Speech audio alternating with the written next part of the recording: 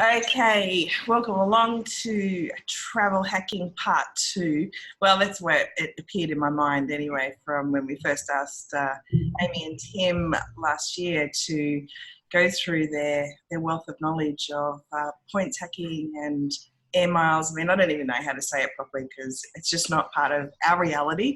But we made sure that today we had Andrew coming along to talk about Australian side of things, because Amy and Tim are in the US and they have, you know, all their experience and expertise based off the amazing opportunities that the United States presents in comparison to other countries. So if there is anybody here from Canada or the UK that has got experience with being able to collect, accumulate points, and of course today we're focusing on the redemption side of things.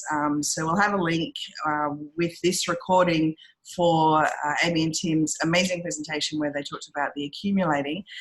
But today is all about redemption, and not redemption in the spiritual sense, of course, but in the spend.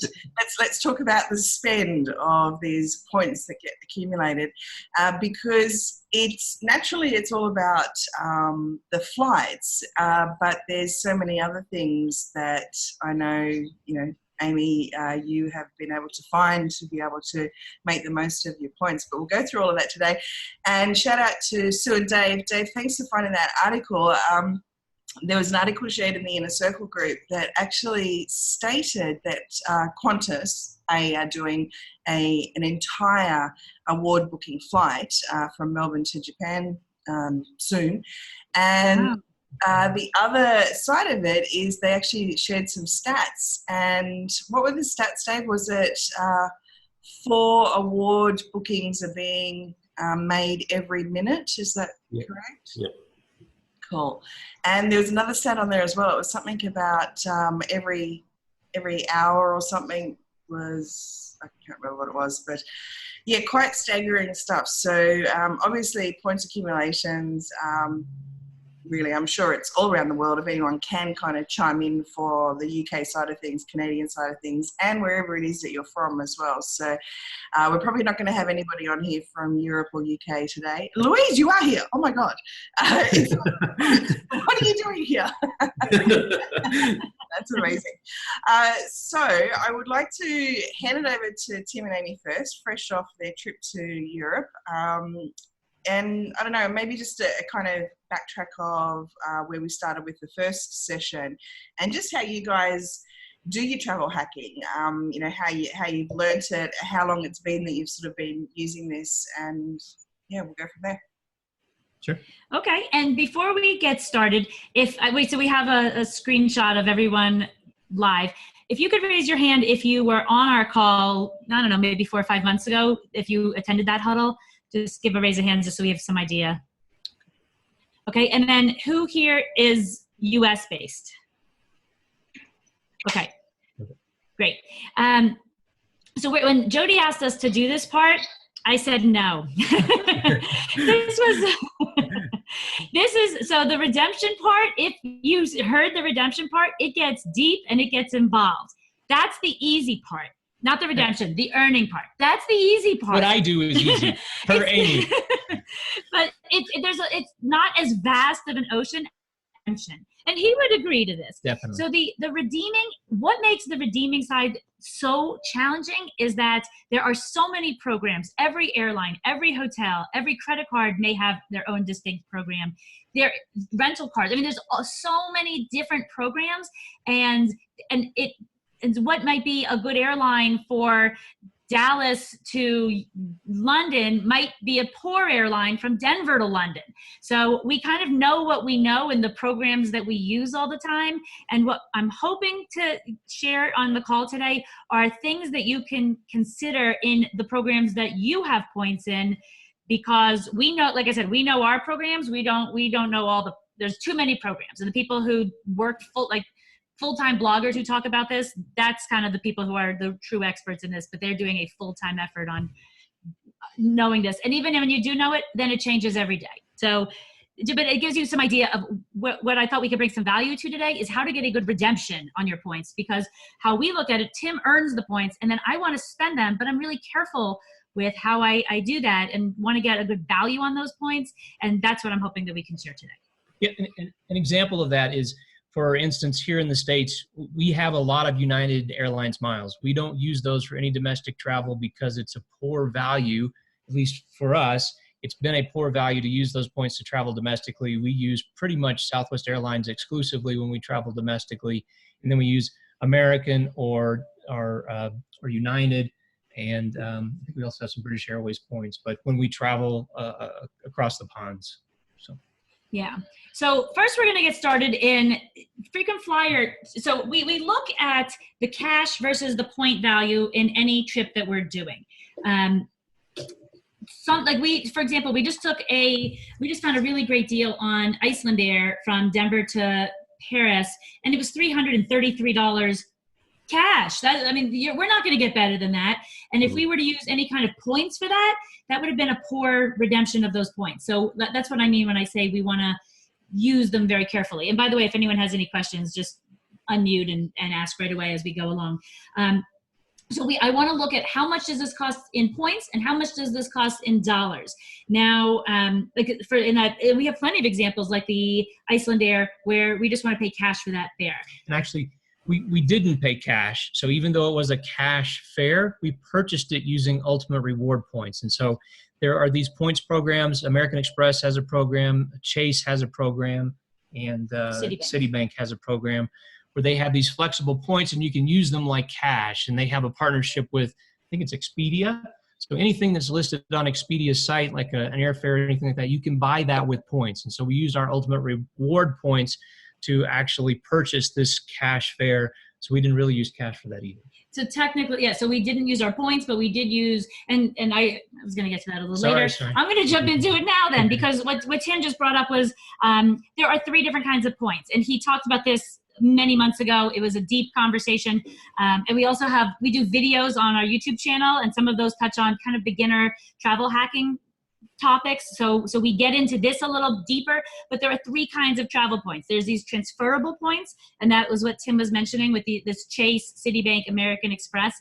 And what that means is that you have a bank of points and you can often transfer. So you can do 2 things. You can sometimes purchase tickets through the portal directly, or you can transfer them to lots and lots of partners. So instead of having points in all kinds of different programs, you just have these transferable points, which is very flexible. So if you're looking, especially as house sitters, if we're traveling around the world and we may not be needing Mexican air points often, then maybe you just get like a Chase card and then you could use them just for the ticket for the Mexico piece. And then otherwise you have this bank of points to use wherever in the world you want to go.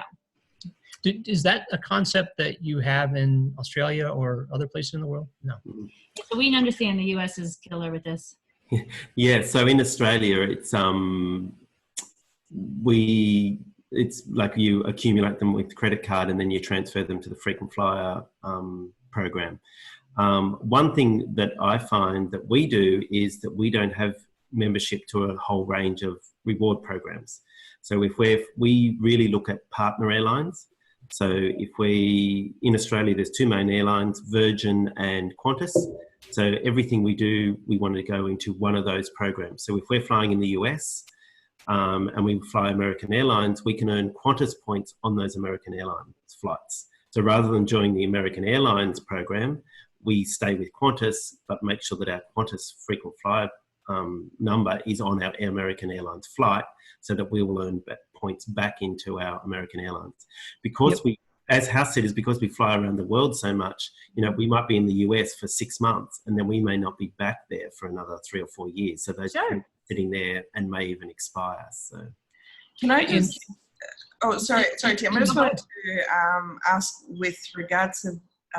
We might be jumping in a bit early with it, but if you've got these sort of bank of points that you say you can use on Expedia and stuff, then obviously that's not just flights. Like you can use it for any Expedia aspect. But Andrew, with the points that transfers, is it my understanding to think that, say, from the Australian standpoint, you've got points accumulating on the card that you transfer to the airline, but does that mean that you could transfer it to other things as well? Like you can buy vouchers or different things for shopping? Yep, definitely. You can, like my parents, I've even talked with them about redeeming flight centre vouchers or even Coles shopping vouchers. The thing to be aware of is the redemption rate when you're doing that sort of stuff is not as good as into the airlines. But having said that, if you're not going to be flying and you're going to have all those points there, you may as well use them for something and buy a coffee machine or, hair straightener or whatever you sort of want in your suitcase. Just like you would. That's the exact same thing here with whenever you use the ultimate reward points, they allow you to redeem them for a variety of things. Including cash. Including cash. That's almost always a poor redemption value. So you could do that. And we have so many points that sometimes it's like, well, we just use them even though it's not a great redemption just because it's either this or it's going to come out of our checking account. So we may as well just go ahead and use this bank of points that we have. But as a rule, we try to do smart things. We don't always do smart things just because we'd rather use the points than cash. This, like the flight that we bought on Iceland Air would be a great example of, it's not necessarily the best redemption to use it for cash, but it's such a cheap price. To go book an airfare, for instance, on United to go across to get to Europe is 60,000 points or something like that. And Round trip. Yeah. So with these ultimate reward points, it's 30,000 points basically to have this round trip airfare to Europe. And so it just made sense, even though it typically may or may not make sense to whether or not you use the portal, the Expedia portal. But anyway. Can I just ask? Oh, yeah, sure. Sorry, Amy, I just wanted to ask, probably more just because it came up, the point value on the earning side is more than, say, like $1 per point type of things, but on the spending side, it's obviously, because it's not a $30,000 round trip, so it's a $300 one-way trip. But it's a cent per point is a common term in the travel hacking space. So it's like typically a point is worth a cent. That's not true across the board. And there are sites out there that put valuations on, for instance, Hilton points or Marriott points or United Airlines points. And so I think the points guy and a variety of other people will value who? Hotel Hustle. Hotel Hustle. So there's a bunch of folks that will try and put a value on the points. The problem is until you go to redeem the points, they have really no value, you can say. And until you actually make a redemption, you don't know what the value is. And so it really just depends. Also something that when we were having a conversation, this was with Andrew just a few days ago, one of the things that Andrew said that they do is they only redeem for economy travel. That's the same for us. And so a lot of people in this space, they like to talk about their first class trips and how many cents per point they made out of their points. And they spend a lot of points, but to go buy first class airfare, it may cost $30,000 to buy a ticket from New York to London in first class. And so they got a great value and they spent 200,000 points to buy this $30,000 ticket. And so we don't do that because we want our points to go far. Points to go further. So we just, it's 8 hours in a plane or even 12 hours in a plane. That's 12 hours of luxury that we figure we'll just make 3 trips instead of the one and we'll do without the luxury. Yeah, I agree. And we always have that discussion about, we could set up the pointy end of the plane, but that would mean, another 4 trips to the US or something. So have you ever done, has anybody ever done it though? Because I mean, 12 hours is a decent run, but when you're doing like the 17-hour stuff, through to Dubai or whatever, I swear I've never experienced, even though Nat has been on Learjets and stuff before, I have never experienced. Carolyn uses her points. You use your points too. Yeah. So good luck, Carolyn. What do you do, Kim? What do you do, Kim? I've actually got one coming up now. See, Qantas have a really good deal where for 280,000 points you can travel business basically around the world. For 420 you can go first class. Huh? So we might do that then too. So for 120 you can go around the world. For one, that's pretty good. 120,000 points. You can have 5 stops, go around the world on Qantas in economy.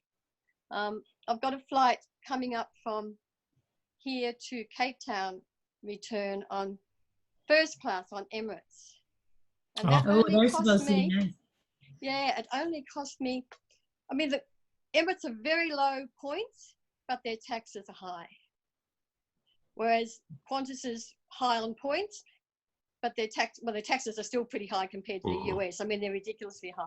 But Emirates taxes are high. But I mean, you know, for like $1,000, it's probably cost me $1,000.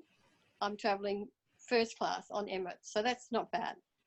That's and we're going to talk about taxes and fees too, so we're going to circle back to that. But what Tim, there was something so in that where we started with the cash versus points, it's really about like spend some time looking at the options. So look at the cash price, look at the points price. When Tim mentions that you can use these Chase transferable points for all sorts of things, for example, you can use them for Airbnb. And when he says sometimes we do poor redemptions, we just paid almost $3,000. Like, we paid a lot of money for Airbnb out of pocket because we are pretty careful about our points. And even when we were presented with using Airbnb at a very not such a great redemption, we opted for cash because it was not a good use of our points. So we still spend cash when it makes sense, but we do all of our homework to understand all of the options first.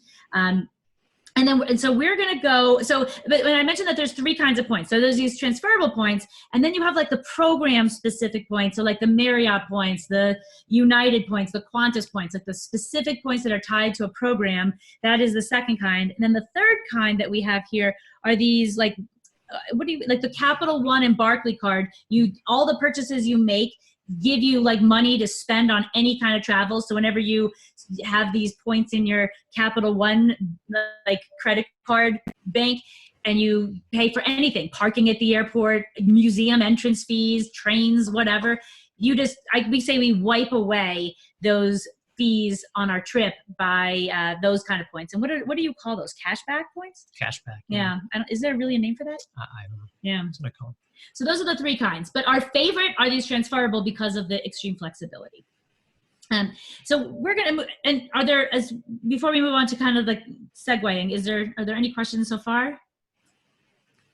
Okay. Do you want to stick with airfare before you move to hotels? Well, Tim had mentioned, so I'm looking for a good redemption. And when he says he kind of like, so we are really careful about which airlines we use for which kind of trips. So the reason why, and I'll give a more specific example. So United Airlines charges anywhere from 25,000 points to 65,000 points for a round trip domestic US ticket.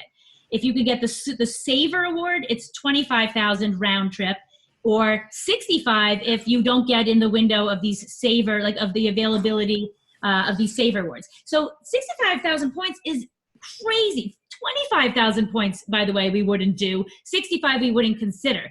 But if we're doing a round trip, we go to Europe quite a bit. If we're doing round trip to Europe, it's very normal if we do our homework and book early enough, we often pay 60,000 points round trip to Europe. So if we have 25 for the US, which is pretty cheap to begin with, or 60,000 to Europe, great. We're going to like hoard those points and use them for our European or international travels. And then we have United has a really, really cool perk. It's called, and they're the only ones we know that do this. It's called a stopover. If you book a round trip frequent flyer ticket, they allow you to do something called a stopover, and it's only with round trip and it's only with a frequent flyer ticket. And so you can go, so for example, we flew into Lisbon, we took the train up to Porto, they paid for us with no extra points from Porto to Madrid. That was like this free bonus, and then we flew home from Madrid.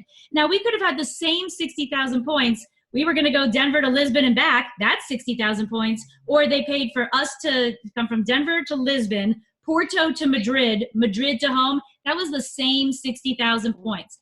So when we are very careful that when we're using our United miles, we try to use those when we're going to take advantage of that perk, because it's sweet. And it's a rare thing. Yeah, I do remember Travis teaching us that too, because it was me. I know he's somebody you've been following as well. So yeah, I can't remember how he called it. Was it like I don't know what the terminology. Called an excursionist fare, or that's excursionist perk. Perk, and that's what their terminology is. It's actually called a open jaw. That's a different thing. Yeah. So what I wanted to ask about that particular scenario then is how far in advance would you need to book to pick up one of those? So the U.S. carriers open their inventory 330 days beforehand. That doesn't mean so that's where you get the best opportunity to find these lower point redemptions. And we try to be on top of that. But sometimes life happens. So we try to do that, but that doesn't mean that's the only way we travel. So last year we had a house sit. We had something drastic. We were going to do a 2-week trip to Europe that changed into a 9-week trip to Europe. So we had maybe 4 months notice. We had booked it 330 days in advance. Well, we canceled it and needed to start from scratch 4 months in advance. And we actually flew home at the first week of August, which is peak season. We were able to find a deal. So as long as flexibility is your friend. And so if you have the ability to not go on a specific day at a specific, like having more options, especially with dates, is your friend. And so I've consistently heard like there's no availability or things like this about flights. And so we don't really run into that. What we run into is there's availability, but if you wait to the last minute, it's very expensive or the routing is crazy. So if we want to go, say from here to New York, it'll route us to Seattle and then down to Dallas to go to New York. And that's what's available. And it's going to cost you 60,000 miles or something ridiculous. And so it seems like there are consistently seats available, but if you don't do it far enough out, then they're ridiculous terms. Now, we don't have the same experience with Southwest. We'll talk about that. And also with United, we have a credit card that gives us additional award space. And so just by virtue of having this credit card, which has no annual fee, we just keep it open. And because we have that credit card, it gives us more reward, more availability. And so that's another reason maybe just to have a credit card with Qantas is I don't know if they have the same sort of programs, but sometimes having those cards does things for you that you wouldn't necessarily think about. Okay. So I've just put a link up to when the award calendar's open for all the various airlines from Point Hacks. And one thing to be aware of is if you're, for instance, we use Velocity points through Virgin Australia, but their award calendar actually opens after Singapore Airlines calendar opens. So if you want to use Velocity points, you're probably better off to convert them to Singapore points because then you'll have access to those rewards sooner than the Velocity customers. And the same, so you've sort of got to know your partner airlines and which points you're going to use and that sort of thing. So. Yeah. So do the points, sorry, Tim, do the points stay the same throughout the entire period that they're on offer, or are they like the cash price where they go up and down all the time? No, from an Australian perspective, there's sort of tables that will show you how many points you need for the number of kilometres that you're flying, basically. So that's a sort of a fixed rate. So that will stay the same. But just like Amy and Tim said, in Australia, you can have a reward seat, which will be much less points. You can have points and pay, where you choose a combination of points and paying a bit, or you can choose, all pay. So, but the redemption rate for those anytime seat type thing are crazy, and you would never do it. They have sort of specials as such, but otherwise it's it's a fixed rate per kilometre. So, something. Can I just? Oh, it's okay. Oh, I was just going to add, if you don't mind, just when we were talking about you were having those little add-ons where you could go all those extra miles, flights for no extra points. It's the same with Qantas. I don't think people realise, but if I book from here to LA and then want to go down to Phoenix, it's the same points as if I go from here to LA. So you can get that domestic flight added on even if you stop in LA, and it doesn't cost you any extra points. So that's just something for the Australians to know. Yeah. So and Singapore Airlines have a stopover program as well, but you do pay for that, but it does allow you to do that. And I know Malaysian Airlines flying Sydney to Europe will actually put you up in a hotel in Malaysia, in Kuala Lumpur for a night to match the flights, and there's no charge for that as well. So, cool. So the here in the States, the three major airlines are Delta and United and American. And so Delta did this thing a few years back where they went away from a fixed award chart where it's 25,000 miles or 60,000 miles where you know it's going to be one of these numbers. So what they have is this, I think it's called dynamic pricing.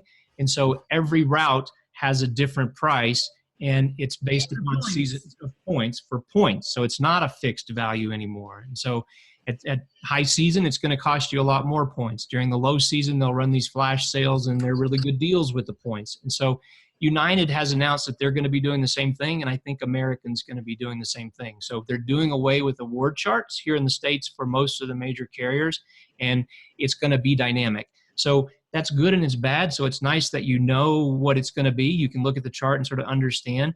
But I think if you have flexibility, this dynamic pricing offers some good values, because when they have the sales, sometimes they're really good. You can get a round trip flight for 12,000 points or 6,000 points or something that's really aggressively priced. The problem is if you want to travel in high season or you want to travel with short notice, you're probably going to pay even more than you're paying now with points. So. The other thing I'd like to say, and I'll just share my screen to show you the number of points that you use per airline can actually vary.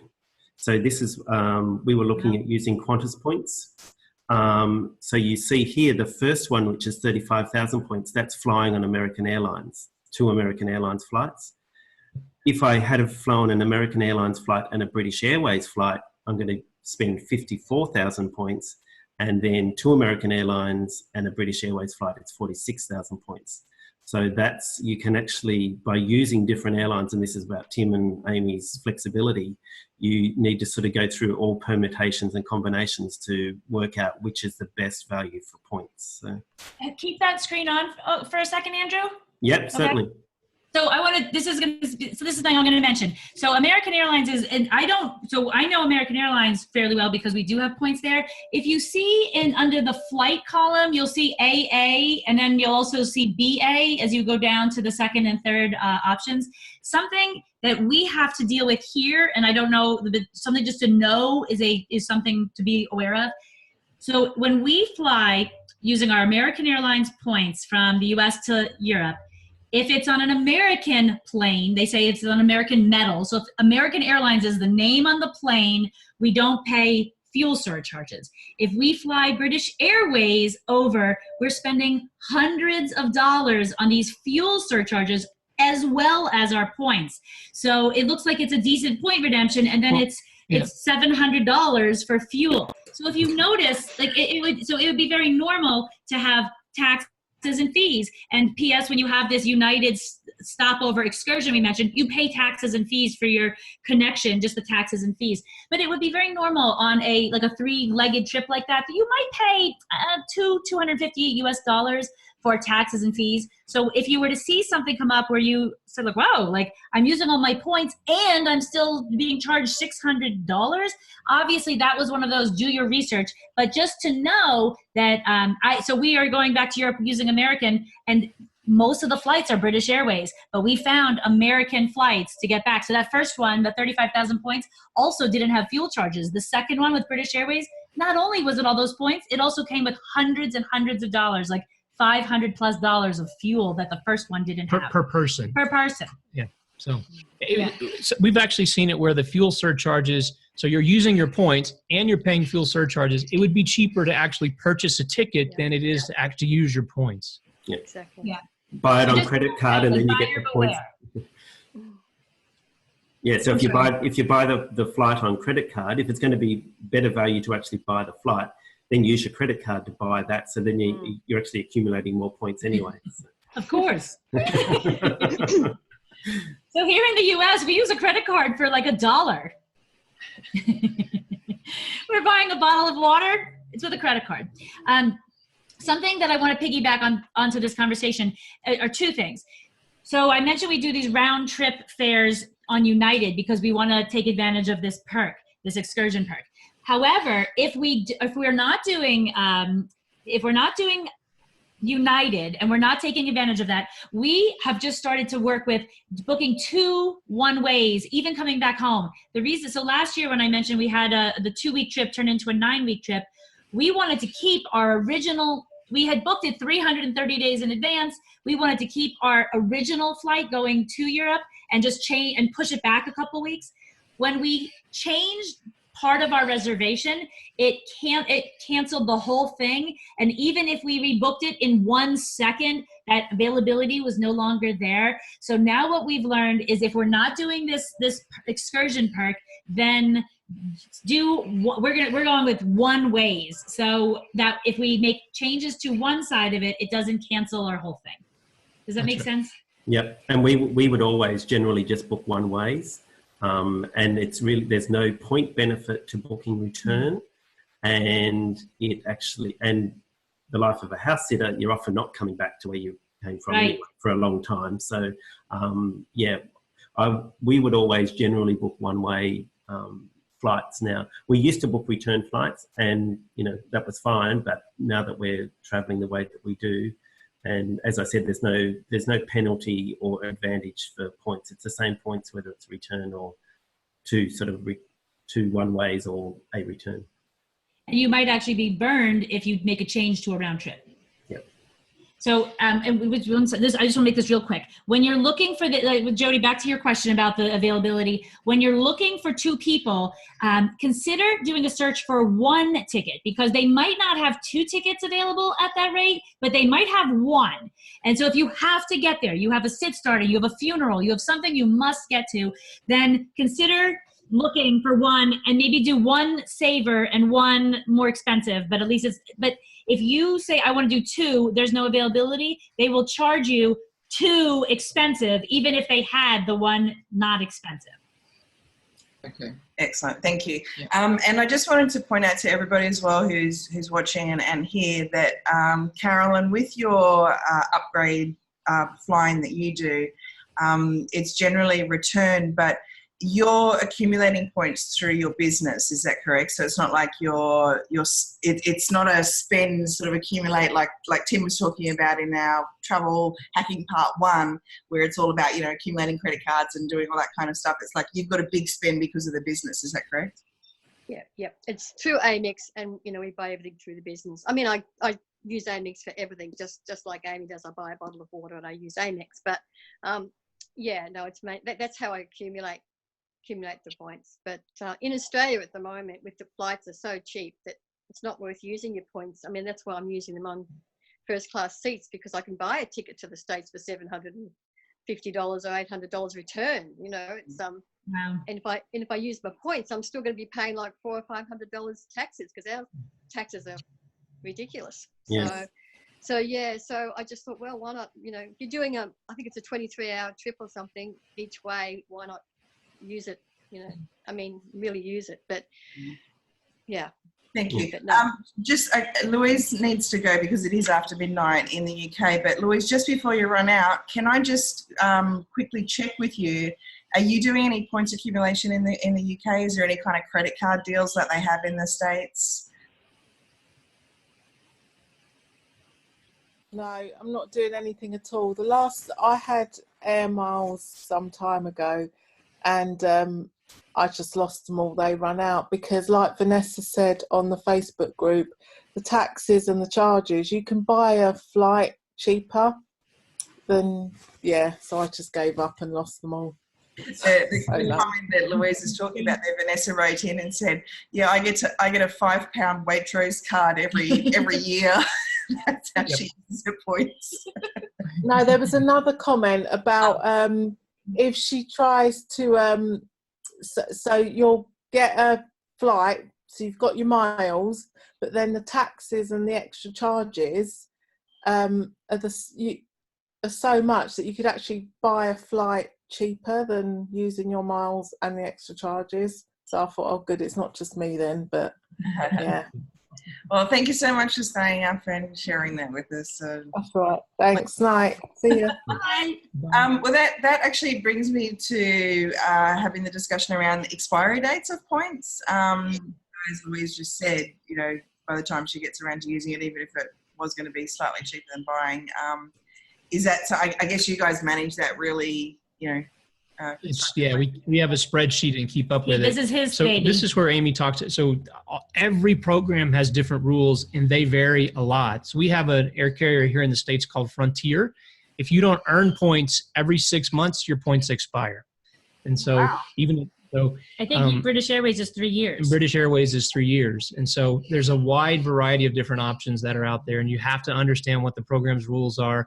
And we also, oftentimes we can transfer, like with our Chase Ultimate Reward points, we can just transfer over 1,000 points into a program, and that resets the expiry date. Or they have these restaurant programs where if you charge on your credit card $1 at a restaurant, it'll give you 1 or 2 airline points, and that resets your points. But you have to have some activity in the account to reset it, and you have to know what's going to qualify in each of the programs. And so that is something that I try to be on top of.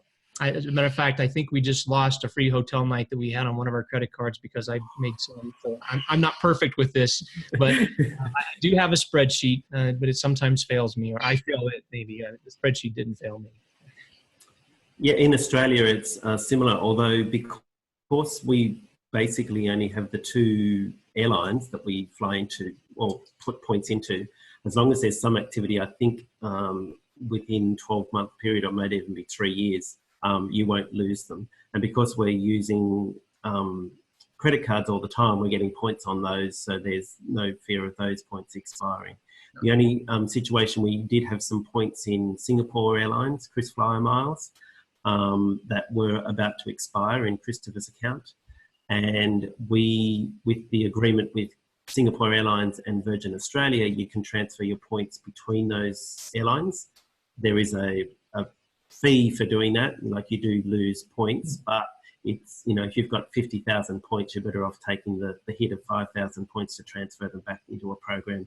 And then by putting them back into another program, then you sort of get the 3 years sort of starting again. So yeah, it is worthwhile keeping your eye on the expiration of your points. Absolutely.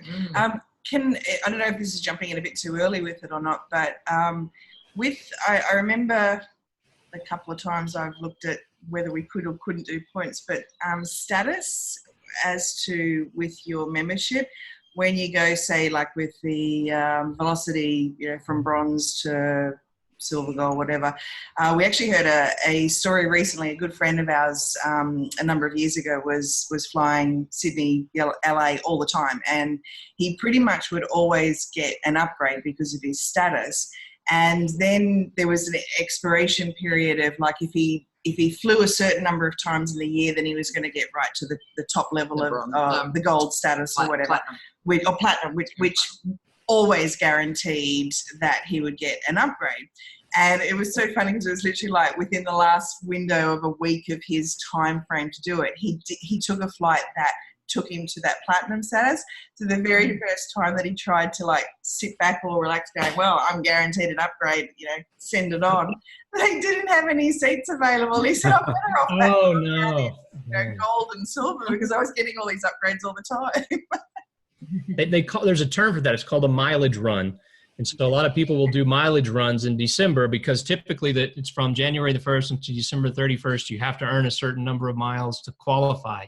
And usually that's only through flying. So you can't earn status typically with credit cards. And that's not wholly true. But for the most part, you have to be actually flying on a plane to get some sort of status. And so to get that top tier status, you're flying 100,000+ miles a year. So when I traveled for business, I consistently had status. And then when I stopped working, I lost all of my status. But I just saw Joan doing a bit of an aha that you can't get it from the point, like from the credit card spend. It's only from flying. So, okay, you experience people with status. What does status give you? Is that sort of just... Usually it's first class upgrades or business class upgrades, depending. We've never had first class. We have first class if there is no business class. That's right. Yeah, so if it's a business class, then we get upgraded. If they're and it depends on what kind of status you have. So when he was platinum, we would regularly get upgraded. Now he has lifetime. He qualified for something else. We have lifetime silver on United, yeah. And that lifetime silver, it means that we're at the bottom of the barrel to be upgraded, but we were just upgraded round trip to Merida, Mexico. That was a 2.5 hour flight, so it was still nice to have, but no food or like no big perks on that. But usually, if it's a long enough trip, it's food, free alcohol. But Amy, you're getting it because you're the travel partner. You don't have the status. So that's nice. Correct. Yeah, so it's one of these Marriott. up front, one of these out back. Yeah. Yeah, exactly. Yeah. We don't worry about status at all because we're such tight asses and always book the cheaper flights. We never qualify for status points anyway. And because we're using so many different airlines, we don't want to get hooked into just having to fly with one airline. And I've spoken to people that they do get into this whole thing of like, I've got to fly that airline and I'm going to pay $300 or $400 more because I'm more worried about my status. We're more worried about the bottom dollar, so we just disregard. Completely agree. It's there, but we don't worry about it. Yeah. It helps if an employer when my employer was paying for it, I was chasing status, and so. But whenever I have to pay for it, that's a completely different animal. We're with you. We're exactly that way. Yeah. Now, I want to mention when it comes to hotels. So we are Marriott people. Tim had so many years with Marriott that we just qualified for lifetime titanium, and that's a big status. That's one of their top tiers. That means that Marriott has like 40 different brands. Like they have the Renaissance and Ritz-Carlton and the Residence Inn. They have like many, many different brands. But at at a variety of some of their big brands, we get free breakfast every single day at all Marriotts and all Sheratons. Well, that's a really nice perk for us. We love free food.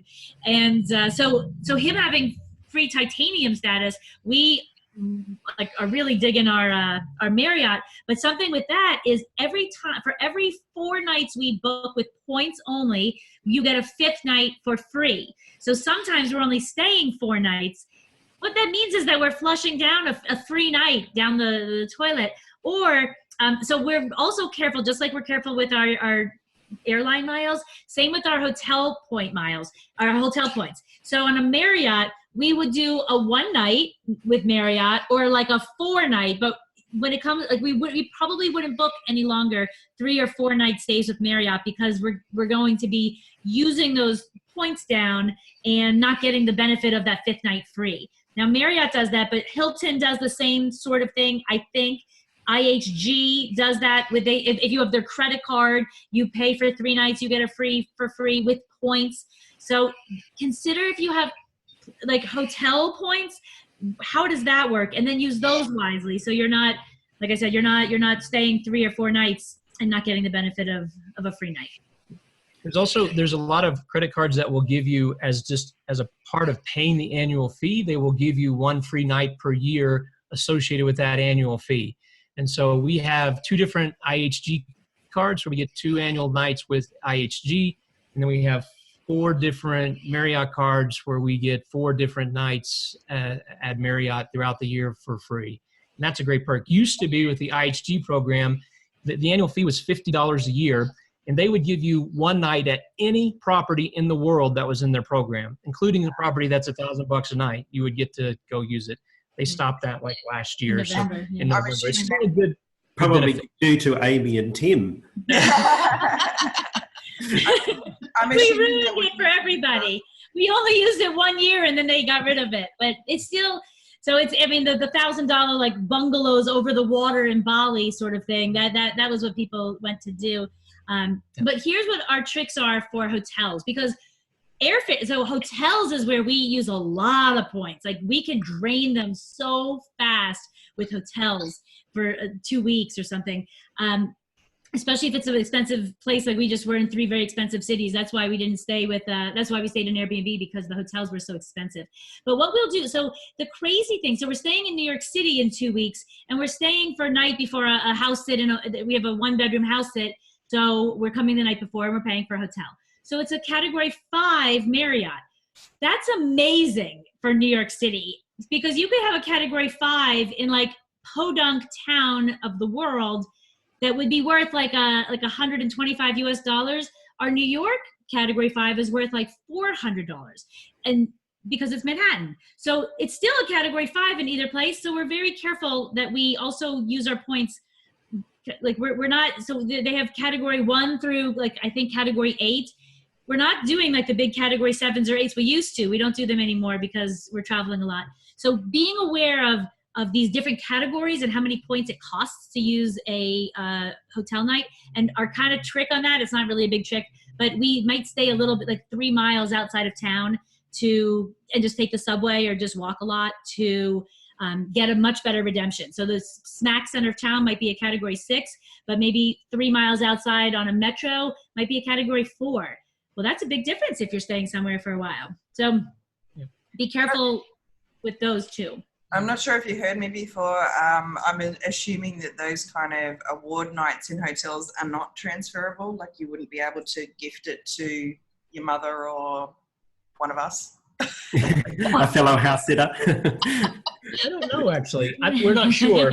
So whether I think there are a lot of restrictions, like about what you. So I know the airlines are funny about this. They don't want you earning a bunch of points and then selling rewards to people.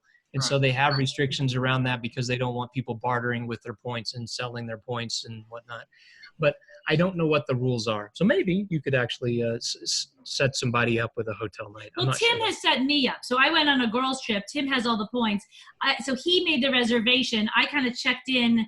He wasn't there. I don't think that's supposed to work that way because I think he's supposed to be there. But so I think they didn't really know, and I didn't make it obvious. But I think you're supposed to keep it like the person who has the status and the points. Although I think so. The answer is we don't know, and we'd be interested in hearing if you guys do that. Has anyone done anything like that? In terms of hotels, we don't subscribe to any hotel chain, but we use hotels.com, where for every 9 nights you book, you get an extra night free or something, or booking.com, where they give you a genius status, you get a 10% discount on all bookings, because that provides the flexibility too, so that you're not having to, once again, it's a bit like the status thing, you sort of get hooked into these chains and then think, I have to stay in that hotel because that's going to give me extra points or whatever. So we just, we prefer Airbnb, and we actually had this exchange with Sue and Dave about, so it's something we have here in the States is you can buy gift cards for Airbnb. You can also buy gift cards for hotels.com pretty regularly on discount from 10% to 25. And so they limit the volume. So you're not going to go, when they go on sale for 25%, you can't go buy $20,000 worth of Airbnb. So you may be able to buy a few $100s or something like that. But it is something to keep your eye out for, is these gift cards that are for these programs. Hotels.com, we've used some. Airbnb, we use quite a bit. One of the things with hotels.com that we realized last year is that not every property is eligible to use the gift cards. And so we bought a gift card with the intention of using it at some property in France. And then we realized, it only works at these other properties. So we had to actually use it at someplace else. But I don't know if you guys can buy those or not, but that's something we do as well. Yeah, just on and Sue and Dave, I know you wanted to have a chat there, but just on the aspect of gift cards, one thing for everyone to let their families know, when we caught up with Taylor Gill in Australia, her mum had gifted her a Starbucks card from the States, and she's like, Starbucks are worldwide, I'll just send it to you and you can just use it, and she couldn't redeem it anywhere within Australia. So I guess maybe that might be a case of maybe those gift cards for other things as well, as to be aware of where they can get used in the world. But Sue and Dave, did you have something to add to what they were talking about before? Yeah, I just wanted to mention about accommodation points. We've, for 5 years now, we've had a core hotel membership card. And this last year we shifted up to gold status. And when we did our 6 months traveling around Southeast Asia, we stayed in core hotels at greatly reduced prices, but all meals in any Accor hotel, regardless of whether you stay or not, are 50%. And so that could be a Sofitel or it could be whichever. And so I've just really wondered whether we would get our $350, that's what it costs a year, value, because we have no idea what our travel plans are going to be other than domestic for the foreseeable future. So we decided to go ahead and book it, because you get a free night every year, and that could be at any of their properties. So some of the hotels are XC. So a Sofitel, that could be $200 or $300. Yeah, and then but then for our meals, so when we are travelling, like we're going to Melbourne today, Darwin in July, and then who knows. But even when we're around here, we can just go anywhere and have half-price meals. So we figure that $350 throughout the year is beneficial. And there is another points program. It could be Flybys. I can't remember what it is, but we can transfer points into our Accor membership from another points. I can't think of what it is now, but that's just one on hotels. But hotels.com is a really good one that Andrew pointed out. We haven't booked any hotels for a while, but we'll start doing that. Excellent. So those memberships, the kind of hotel memberships, or there's travel memberships, there's all sorts of different things. It's definitely about, seeing where your value lies. Yes, you're paying out, but if you can be wise and keep a calculation of everything, you can certainly get your return on investment. Which makes me want to ask about: is it the same in the US, Canada, etc.? I know they have it in the UK, but the shopping rewards. Sue mentioned Flybys, which is related to Coles and Shells and your petrol Bowsers and stuff. There's also all different rewards cards like that. I'm assuming that the general person who's accumulating points through their Flybys would probably spend their entire life just to get one flight. Unless you're spending a lot of money. Yeah. Not even one flight. Yeah. We have a lot. Yeah. Alan and I use Alaska Airlines over here, and we with our credit card every year, we do get one free buy one, and then we can get his or one of us would get a free flight out of that.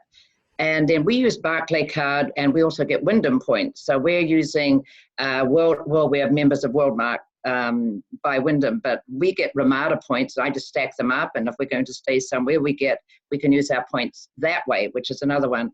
I gave up on the Marriott's, but we find just stacking up our points. We don't use United much here in Seattle. That's where we're based, and Alaska is great for us, or Southwest. Yep. Alaska is a great airline, so we hear consistently great things about them. Unfortunately, they don't fly to our airport. They're not We're a hub a here. hub for United. That's why we love United. So you're in Southwest. Denver? We're in Denver. Yes. Oh, okay. Southwest has a deal, and it's called the Companion Pass. Are you familiar with the Companion Pass? That's what we have. Fantastic deal. Yeah, so we're on our great. second Companion Pass, and so that means that on Southwest. So the first 2 years Tim had it. Every time he paid in cash or points, I went free on every single trip. And now I have, so that expired in December, this past December. Now I started mine in January, and so we're going to Maui with it. We're going to New York City next week with it. We have a couple trips with it, but that's mostly domestic. So that's what we do domestically. And here's the cool thing: it's not. So it's based on it's 0.016 cents per. So it's a very fixed amount. So if you get a good deal because you're flying on a Tuesday, and you found it a good deal, your points are a good deal. So they're directly tied in, that the cash point is 100% correlated to the points rate, which I love, because if I can find a good rate, I don't want to be spending a lot of points for it. And Southwest I think is the best for that. Yeah. Well, speaking of Southwest, and I would like to really dive into that, because honestly, if there is a way that the Southwest program can somehow duplicate around the world. So we talked about the advanced bookings, which is, I guess, the standard. And I guess what happens with every industry, if there's somebody leads with something, then, everything follows. I mean, even here in Singapore, we've seen all the fast food chains have a $5 deal. So it's like somebody starts it and then everybody follows it, and they have the same deals as such. So we need to somehow all intend that Southwest Airlines can really duplicate around the world, because that advanced booking thing we saw firsthand. Like, we sat beside Travis Sherry and watched him book a flight for next week. And We did it today. Yep. We had to change it. We had a flight booked round trip from here to New York. And so we had to change our return by 2 days to bring it in 2 days. And so it costs a little more in terms of points. Like $10. Like $12 worth of points. points more. But we were able to just change it and no change is 3 fees. weeks out. $12 in points, easy breezy. We We love had less than Southwest. 3 weeks, and so the price is about the same that we paid 4 months ago. So yeah, so Southwest, we're that would be great, especially with Is our. there any way to find out if internationals can have Southwest points? Is it like, I guess? Yep. You can find out. Points, but not the credit card, obviously. That's right. So when we were in the States and flying around the States and into Mexico, we used Southwest and joined up with their frequent flyer program, which we have points sitting there, which we can't use at the moment because we're not in that part of the world. So, but Come back and teach us yoga. Yeah, that's right. So, and the reason we did that, because Southwest was such a great airline and we really liked flying with them, and they don't have partner airlines with any other airlines. So we thought, oh, well, who knows, we may use those points eventually or whatever. So because we were flying with them, we thought, well, we may as well. It was free to join anyway. So. Yep. Their program is called Rapid Rewards. And so you can just go online and join for free. So it's easy to do. And there's something I want to mention. I know we're getting close to our time.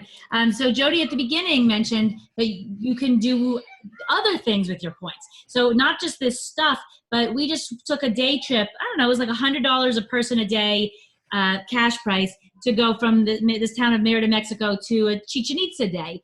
We paid with our points, and we used our transferable points through Chase to do that. When we were in Prague, we did a walking tour that was a paid walking tour, and we used our points for that. You could get picked up at the airport, do airport transfers. You could have your luggage held sometimes at places, at businesses that hold your luggage. You can use your points for all sorts of things. And what we find is that when you're buying services, that's when you tend to get a better rate than when you're buying physical things. Still not always, so still do your homework. But if it's a good deal, then we will book tours and things on there too. I think that that's the key part.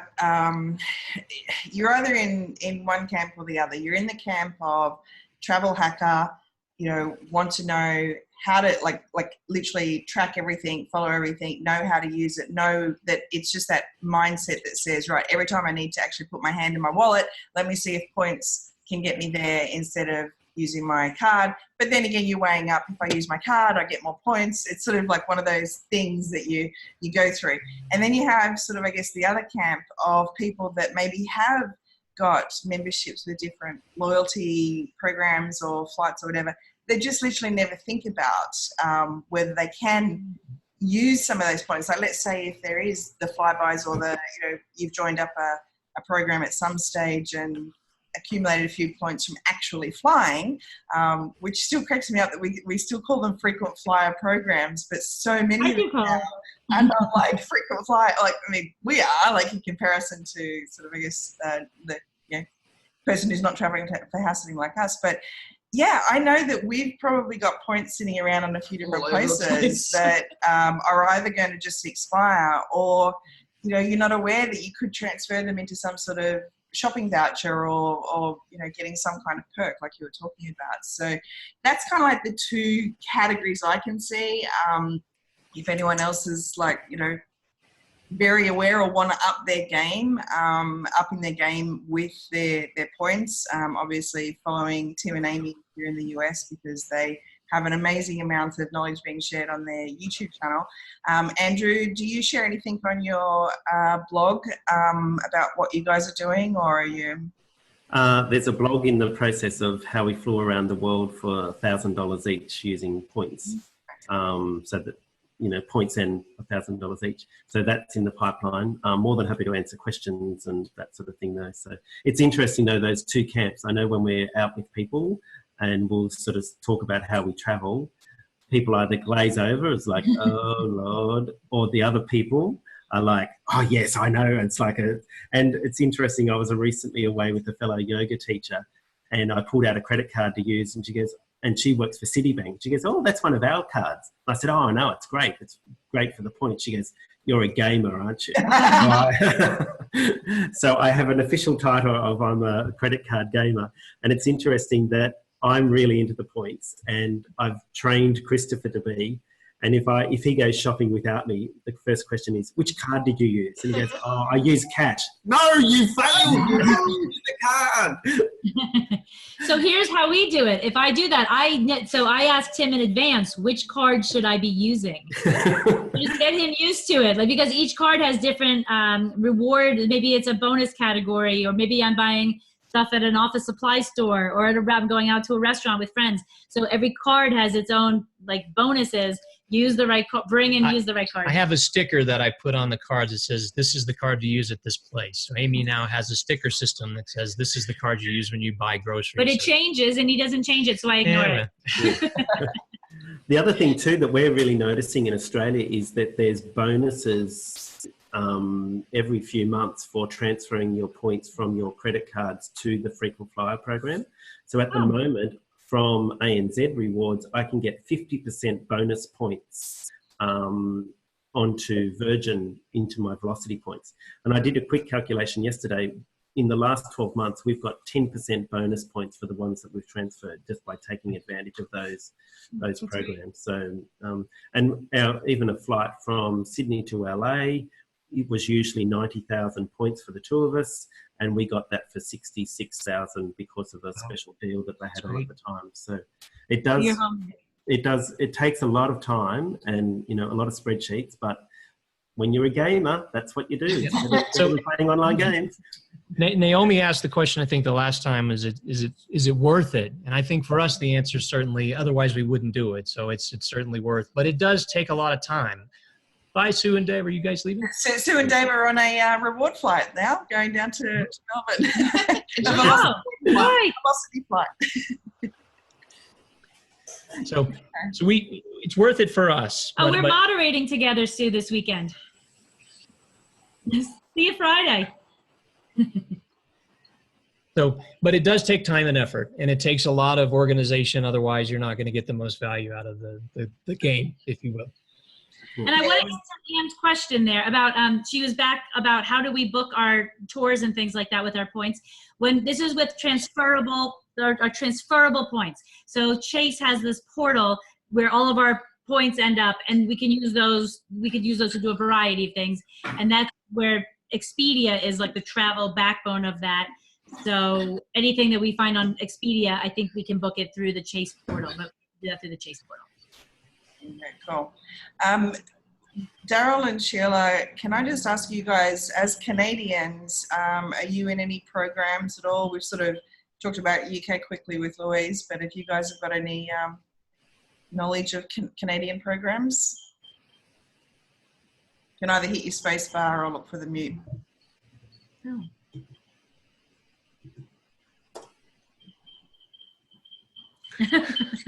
There we go. Try that. Thank you. Yeah, we have a Canadian credit card for bank accounts in Canada. So we have a rewards program through that, and there is a link to Expedia. We've used it a couple times, car rentals for a day or two. I guess our concern, we also have Aeroplan miles through Air Canada, and they're part of Star Alliance, so they're hooked up to United and Copa and some of the Latin American airlines and Lufthansa. I guess our concern, because we haven't used it, redeemed many points, we're not really sure how to sort of calculate the value of using points versus cash. So we're a bit leery. That's the reason we haven't really taken advantage of the points that we do have. There are programs in Canada.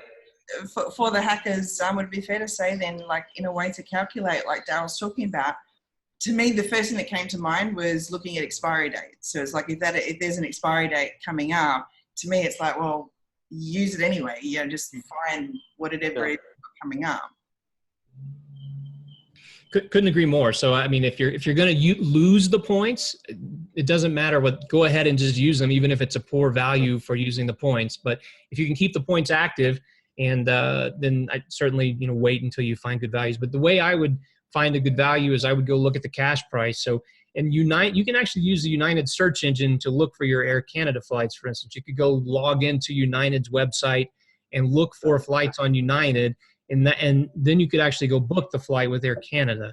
But United has a pretty decent search engine, so you could go and look and see what the points are there. You could also look at Air Canada's website and just search. Instead of searching for cash, you search using points, And then you'll know, here's the cash price and here's the points price. And what a good redemption is going to be with airfare is typically, it's hard to say, but if you're getting at least 2 cents per point, or maybe even a point and a half, that's probably a decent redemption. I don't know, Andrew, do you have a rule of thumb for your airfare, like what a point is worth? We normally just very broadly use 1 cent a point. It's probably the way we look at it is the money that we've spent on credit cards, the points are a bonus anyway, because we're not buying things that we don't need. So, and anyone that's in Australia that's been through the whole Ansett crash where people lost millions and millions of points because they were saving them up, my advice now is any point is a usable point and use it whenever you get the opportunity.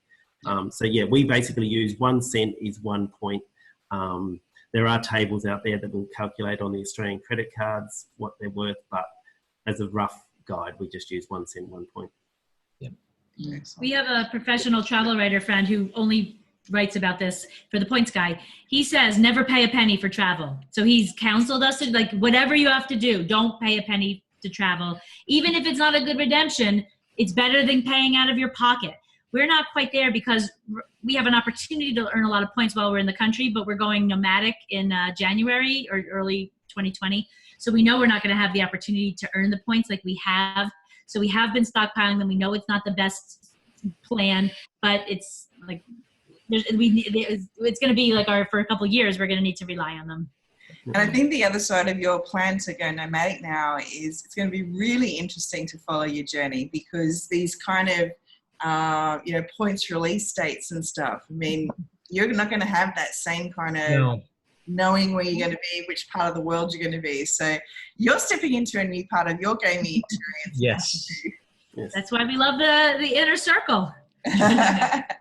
But from someone that now travels full time, we basically, I guess, generally will be back in Australia for at least 3 months of the year. So every year for those 3 months, I'm signing up to new credit cards for those 3 months. While we're back in Australia, just really take advantage and then fly off again using those points. So, so you sort of, the game changes. You've got to have sort of short-term plans rather than long-term plans to accumulate points. Yeah. And like you, we're gone for, we're only here for a month a year, coming up for a long time. So we've been recording. No. So close now. So exciting. But then you find it, so we found a card that we can earn points with overseas, so we don't get charged international transaction fees. So whilst we're traveling, we're still earning points. So of course, there's ways and means. But like you, we don't spend much money. Andrew, do you mind popping that card into the chat? Because when you do go back through your card statements and see transaction fees when you're doing a lot of moving around, I mean, it's not a lot, but it just adds up. It's like, oh God. It'd be free. So, yeah, find a free one. Yeah. You know, you're in a place like in Southeast Asia where it's like, oh, that's cheap. And then you go and add up all your little charges of this and that. It's like, oh, that's not that cheap. Or $10 to get money out of the ATM in Bangkok. Thailand, Bangkok, oh my God. You need to read our blog, Travel Like a Financial Ninja, which will teach you how to not get charged for ATM fees overseas. Oh, well, there we go. That's definitely. Reading the blog, but I think we better come and talk about some of the fees that we've paid around the world and how to try to, find the right ATMs as well. So that'll be an interesting one. We might do that as So for our US people watching, sign up for a Charles Schwab credit card, because if you have account, a Charles Schwab account, I guess it's a free account. We don't ever pay any ATM fees anywhere. And they look like we get charged, but then they reimburse all fees. So Charles Schwab is even if the ATM machine charges you $20, they'll give you your $20 back. Jeez, that's amazing. Yeah. Yes, and in Australia, it's the Citibank Visa debit card. Okay. Same sort of thing. They give you just all your fees back. They don't charge you the fees in the first place. Perfect. How about the other bank though? Like So here's the thing: is when you are in another bank, say you're Bank of America in somewhere, they charge you, even if that's not so. The ATM machine charges you. Yeah. So what we do is on Citibank, it will actually tell you who their partner banks are around the world. and we'll actually go and find those banks. The free ones. So Charles Schwab will go to any ATM, at the gas station, that ATM. So if you're US, sign up for an account. There's definitely some perks in the US, isn't there? Wow. Yeah, got it sorted. Yes, definitely. I'll just run through. We'll trade you for your health insurance. How's Okay, that? well, that's it. Yeah. I guess that's a trade-off, yeah. That's So, definitely a trade-off. We'll but trade you in a heartbeat. to cover off on the US side of things again, you've got the Charles Schwab bank account, the Chase credit cards, and Southwest Airlines programs, and they've got a credit card too, obviously, the pointing. That, to me, there's a whole bunch of other stuff, but when it comes to being what the US has that the rest of the world doesn't, those are sort of the three main amazing things. For Australia, Andrew, you've just written down into the chat with those cards there, have you? Coles Mastercard. Okay, cool. And of course, following you guys, globalwanderers.com and gowithless.com. And yeah, thank you so much for sharing Canadian perspective, Darryl and Sheila, and Joan and Alan for popping up there. Has anyone got any final questions for these guys? It's been really cool. We didn't really talk about New Zealand stuff, but you did do credit cards, so. You're like us. The thing I think the US does best with this, which is also a problem unless you can manage it, is you can get unlimited credit cards. So people get in trouble with this, and this is an awful thing for that. But if you don't get in credit card debt and you manage it, the fact that we can have unlimited cards that's how we get all these points. It's crazy. Yeah. Crazy. It works for us, but it's crazy. In Australia, especially with the Banking Royal Commission, the provision of credit is even tighter now. So even me applying for a couple of credit cards in the last few months I've even noticed the extra conditions that they're placing on it in Australia. Yeah. And it's very much but having said that, they are thinking and they are moving towards the US system where you'll have a credit score, which we don't have at the moment in Australia. And just with regards to you guys coming up on your nomadic adventures as well, I mean, when there is those way ups of what the cash outlay is versus the points, if you're going to be earning less points, I mean, there's parts of the world where it's just ridiculously cheap to fly. We're in one of those parts right now here in Singapore. We just go and look at flying out of Singapore, and of course that website that I shared in the inner circle, that greatescape.co, it's a good one for doing kind of where you are, just to see where you can fly to. So we typed in Singapore and went, boom, look at all this stuff, and it's next to nothing. And you kind of think, even if I was going and spending all these things on my credit card, I'll just go and spend $100 on that flight. Yeah, we would look at that when the time comes. You're totally right. All about it. And just flying back in our last trip, we got flights from Kuala Lumpur to Sydney, $160. Oh my word. We did 200 coming over from Sydney to Singapore, but 169. Yeah. So, I mean, why, you don't even need to think about points. You just book it while it's there, sort of thing, take advantage of the sale. Yeah. And I mean, the travel hacking conversation keeps going on and on and on. But we had a friend telling us that flying Singapore Airlines or New Zealand Airlines, when you come through from Europe, back to Australia or New Zealand, if you're in Changi Airport for more than 5 hours on a layover, you're going to get Changi Airport dollars, which actually accumulates it calculates out at the equivalent of $40, which is the same as Australian dollar, Canadian dollar, Singapore dollar.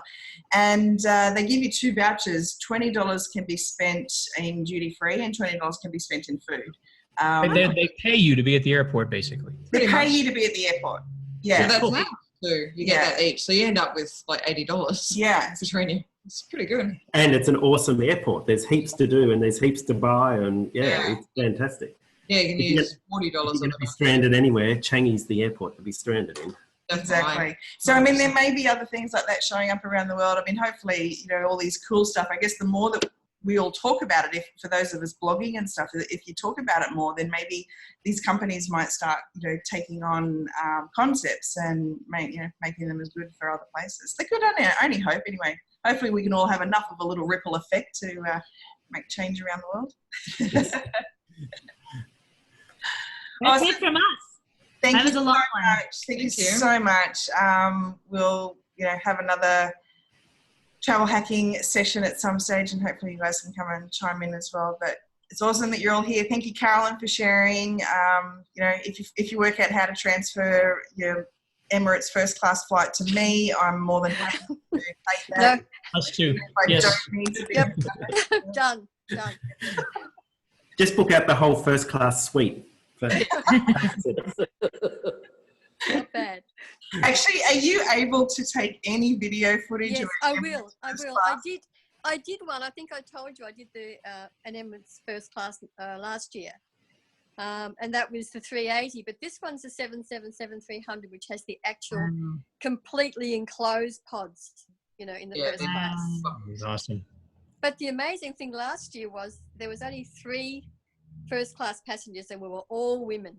It was no guys up there. There was just 3 women. It was just brilliant. I just thought, and they have the shower. You have a shower on this plane. And a bed. Isn't there a bed? Yeah, but you can have a shower. Oh, you got the bed. We don't sleep a minute in our economy seats. Yeah, so the bed. The bed, yeah, it's completely enclosed. It's like a little room. It's not. You can't see anything outside. It's just incredible. But the shower was just mind blowing. To have a shower on a plane is incredible. There's actually a video on YouTube of the first class to Emirates, and he goes right through everything that you get. It was actually beautiful. Yeah, it is. It is fun, and if you can do it just once in your life, it's cool. Absolutely. Or we'll just watch you. We're too cheap. And there's 2 of you. I mean, it's much easier when you're traveling by yourself. So, That's it. I'm happy to travel by myself. Christopher can sit down the back. That's what Christopher gets for not coming on the Huddle. Exactly. Yeah. Right. Because he didn't use the right credit card at the right.